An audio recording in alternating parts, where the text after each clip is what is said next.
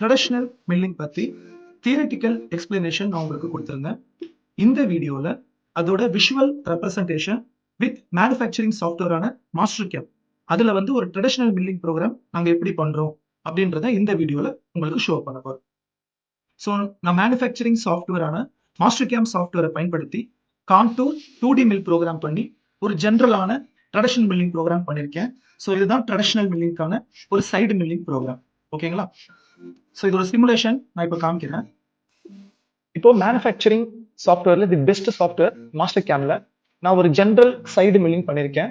இது எதுக்காக அப்படின்னா ட்ரெடிஷ்னல் மில்லிங்கை பத்தி உங்களுக்கு கிளியரா புரியணுன்றதுக்காக. இப்போ பாத்தீங்கன்னா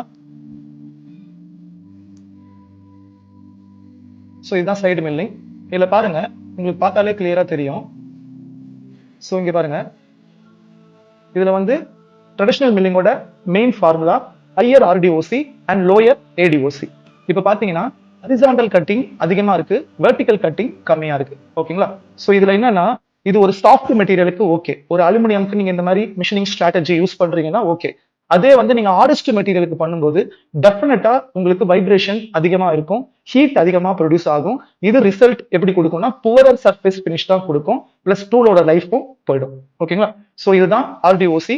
so higher RDOC and lower ADOC. So நான் டெப்த் ஆஃப் கட் கம்மியா கொடுத்துருக்கேன், ஸ்டெப் ஓவர் அதிகமா கொடுத்துருக்கேன்.